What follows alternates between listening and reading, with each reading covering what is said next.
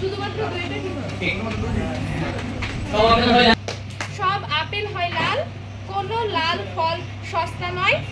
আর সিদ্ধান্ত হচ্ছে সব আপেল হয় সস্তা। 2 নম্বর হচ্ছে লাল আপেল সস্তা নয়। এটার উত্তর হবে শুধু 2 নম্বরটা সত্য। কিভাবে উত্তর হলো দেখি দেন।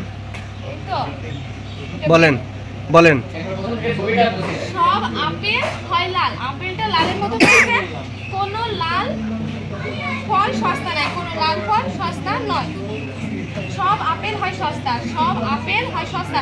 যেহেতু লাল সস্তার সঙ্গে পড়ছেই না, তাহলে আপেল পড়বেই না, তাহলে এটা ভুল। আপেলের সাথে তাহলে সস্তার কোনো সম্পর্কই থাকবে না। এটা ভুল। এইদিকে তাকে বলেন। লাল আপেল সস্তা নয়।